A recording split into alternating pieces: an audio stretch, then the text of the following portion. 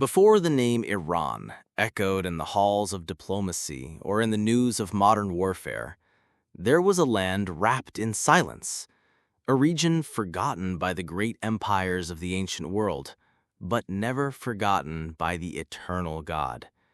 That land was Persia, a territory that, to human eyes, seemed insignificant. But on the throne of the universe, where divine decrees are written even before men are born, Persia already occupied a role in the eternal drama of redemption. It emerged in the backstage of history, hidden among the mountains of the Iranian plateau. No king feared it, no prophet of nations mentioned it with reverence, and yet it was there that God was preparing one of his greatest acts. Because that's how he acts. He raises the unlikely. He exalts the invisible. He uses the despised to shame the thrones of the arrogant. While Babylon celebrated its victories, while pagan gods were raised in gold and stone, heaven had already whispered the name of a man who would change everything. Cyrus, an impossible name, a name that did not yet exist in the time of the prophets, but already echoed in the heart of God. Isaiah, without ever having seen the face of this king, declared with divine authority, "Thus says the Lord to his anointed, to Cyrus, whose right hand I hold to subdue nations before him." How could a prophet announce a name not yet born? How could he foresee a mission that would only be fulfilled more than a century later? Because the words of the prophets are not born from time, but from eternity. They do not arise from logic, but from the Spirit. The God of Israel does not guess the future, he writes the future. And when the time came, Babylon fell, but not with violence, not with fury, not with blood in the streets. It fell like a tree rotten from within. Because when the decree of heaven is issued, no wall remains standing. Belshazzar, the heir king, mocked God in his feast of pride, using the sacred utensils of the Temple of Jerusalem to intoxicate the nobles of the court. But while they danced, an invisible hand was writing on the wall the end of an era. You have been weighed on the scale and found wanting. That night, the Medo-Persian armies entered without resistance. The most powerful city on earth fell, without a battle worthy of remembrance. Because when God decides to move his hand, no army can resist. No strategy can prevent it. And the unlikely Cyrus, a pagan king, became an instrument of the Most High. Not because he knew him, not because he sought him, but because he was chosen. Cyrus not only freed the Jews, he sent them back. He decreed that the temple be rebuilt. He declared that the Lord, the God of Israel, was the true sovereign of the heavens. And with that, he sealed his name in eternity. A kind king, a foreigner, and an idolater, but anointed. The story could end there, with a happy ending, with the people returning to Jerusalem, with the temple rising from the ashes, but the invisible war had not ceased. Because the conflict was never merely human. Behind crowns and thrones, there is a greater stage, where celestial forces wage battles that the eyes cannot see. It was during the reign of Xerxes, the biblical Ahasuerus, that the enemy reappeared, not as an army on the borders, but as a counselor in the palace. His name, Haman, a descendant of the Amalekites, ancient enemies of Israel.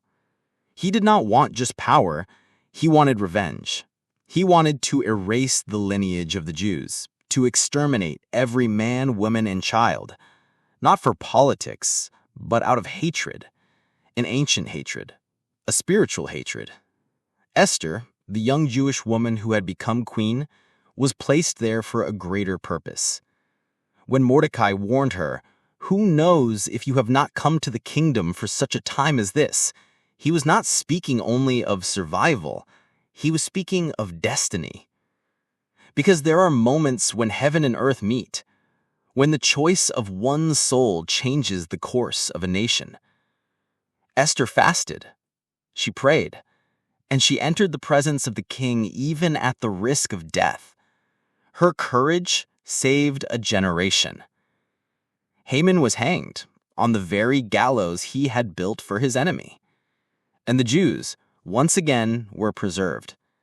Because the Lord guards his purposes, because no death decree can resist his promise. But the story of Persia does not end in the books of Chronicles. It crosses the centuries. It reappears with a new name. Because the spirit that inhabited ancient Persia did not disappear, it only slept. And today, on the global stage, it roars again, in Iran. Modern Iran does not hide its position. Its leaders openly declare Israel must be wiped off the map. In the shadows, they fund extremist groups. Weapons are sent. Hatred is cultivated. And the world watches distracted, as if it was just another geopolitical conflict. But for those who read the scriptures, none of this is new, because it was already written. In the book of Ezekiel, chapter 38, God reveals the vision of the last days. A coalition of nations will rise against Israel. Among the names listed, Persia. Iran is there. It was already there millennia ago. The same territory, the same spirit, the same opposition against the people of the promise. But the prophecy does not end with the siege. It ends with the intervention. God says, "On that day there shall be a great shaking in Israel. I will summon the sword against you on all my mountains." It will not be Israel that will win. It will be the Lord. It will not be a common war. It will be judgment. The stage will be the same, but the result will be final. Because the one who brought down Babylon without raising a sword, the one who used Cyrus without him knowing him, the one who moved Esther at the right time, is the same who reigns today. The war of the end will not be won by tanks or treaties. It will be won by eternal justice. And when the armies of God gather, when Iran and its allies march, when it seems that there is no more way out, then heaven will roar, and the earth will shake. This is the story many ignore. The invisible thread that connects ancient Persia to modern Iran. The cycle that repeats. The promise that never fails. It is not politics. It is spiritual. It is not coincidence.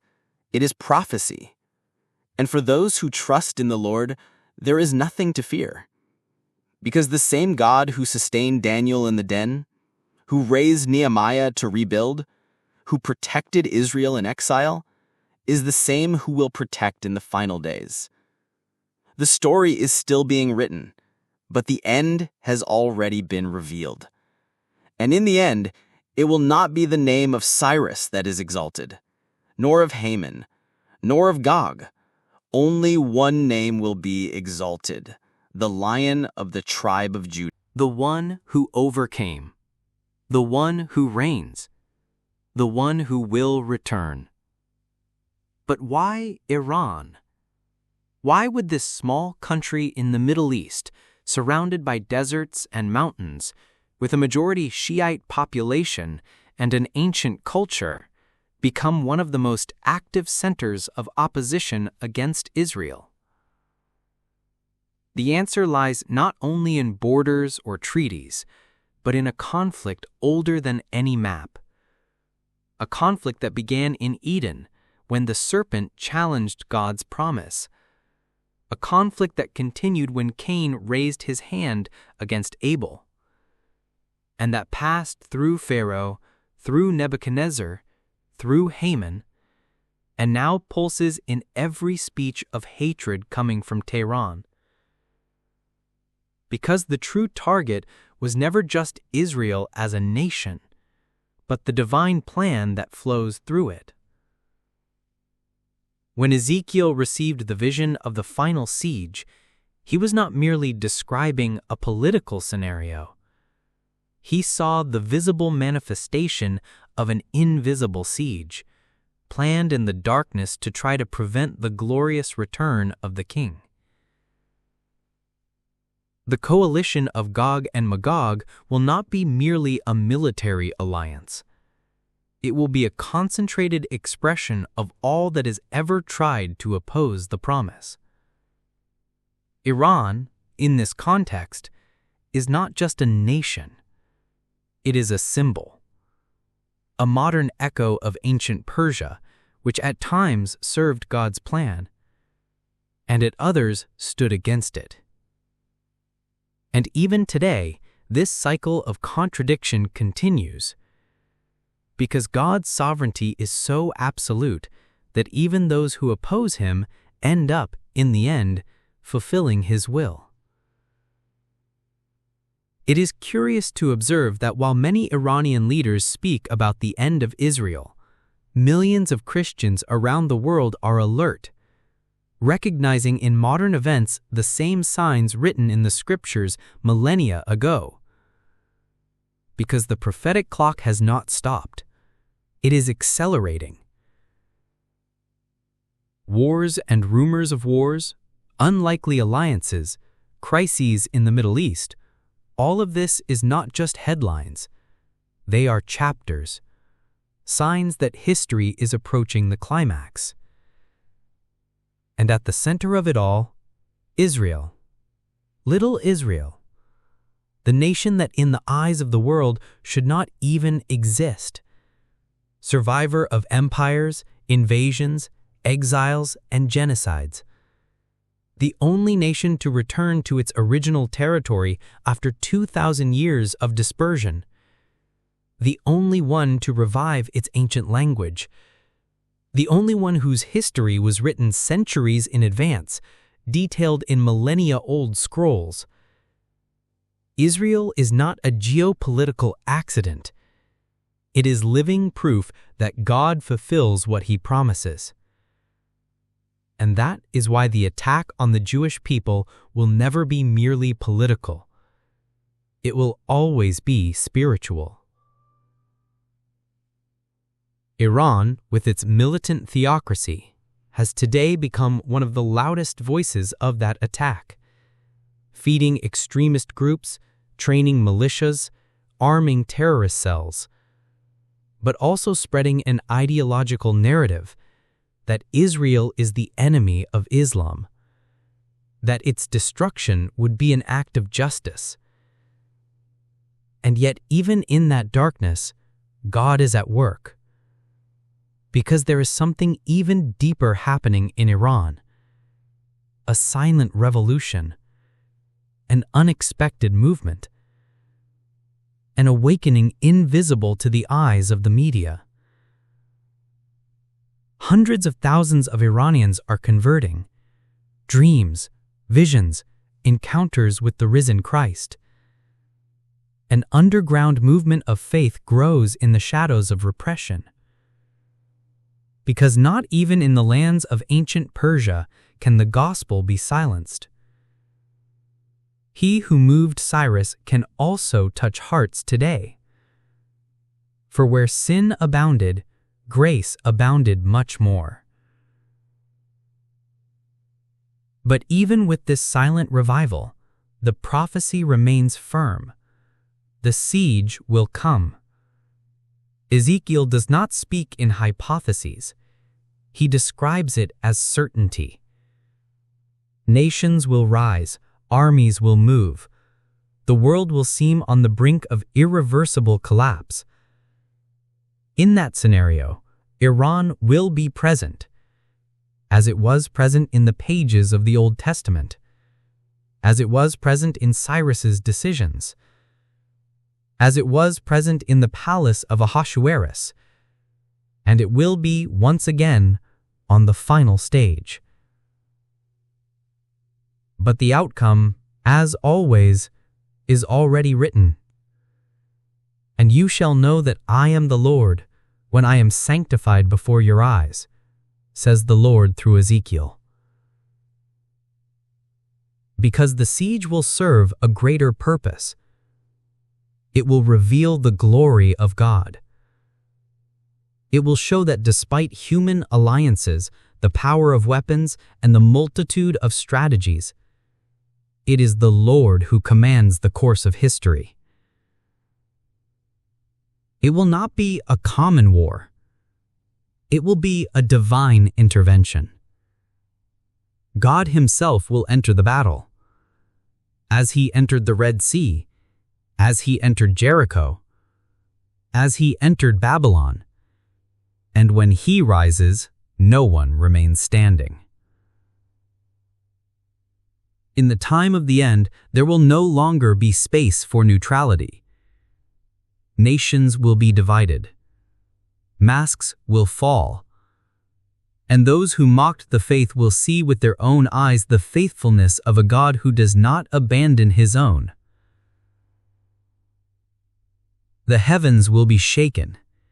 The hidden alliances will be revealed. The wars that once seemed like mere conflicts between governments will show themselves for what they really are: spiritual battles between light and darkness. And Iran, ancient Persia, will be there, not as an isolated figure, but as part of a much greater machinery, united with other nations, moved by the same spirit that drove Pharaoh, that gave voice to Haman, that blinded Belshazzar. The spirit of rebellion, of resistance to God's plan, of the desperate attempt to prevent the fulfillment of the prophecies. But the Lord, who sees all, is not frightened by these conspiracies. He does not need counsel nor reinforcements. His throne does not tremble. His word does not fail. When the coalition of Gog moves, Israel will seem cornered, too small, too weak, too alone. But it is exactly in that kind of scenario that the God of Israel likes to act. He acted when Gideon won with 300. He acted when Elijah challenged 400 prophets. He acted when David brought down the giant with a stone. And he will act again. Because victory has never depended on numbers, nor on weapons, nor on human power. It has always depended on the heavenly decree. Not by might, nor by power, but by my Spirit, says the Lord of hosts. This is the reality the modern world refuses to see.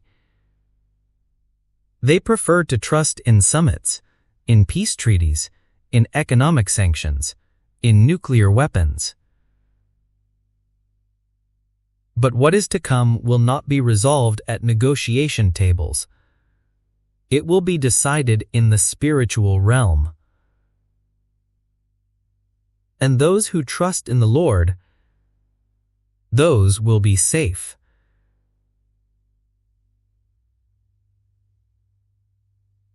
Because while the eyes of the world turn towards Iran with fear, the people of God look upward with hope.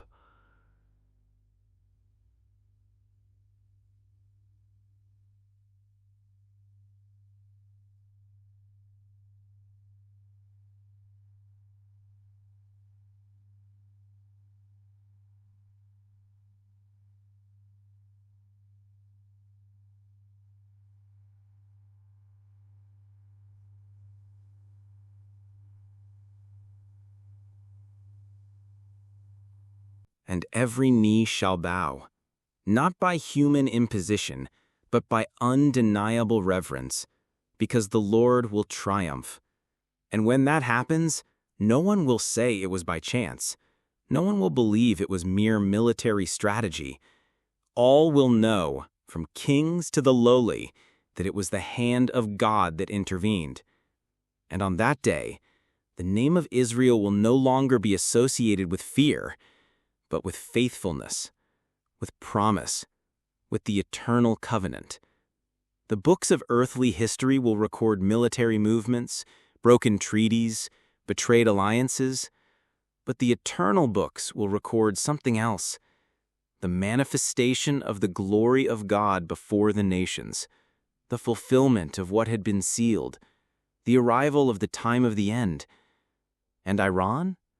Even unwillingly, even while resisting, even conspiring, will have fulfilled its role, because no empire, no government, no ideology can thwart the plans of the Most High. He uses whom He wills. He brings down whom He wills. He exalts whom He desires, and He fulfills all that He has promised. Cyrus was used without knowing him. Haman was defeated despite his power. Esther was raised at the right time. Israel survived Babylon, Persia, Rome, the Inquisition, the Holocaust, and it will survive again, because Israel is not just a nation, it is a testimony.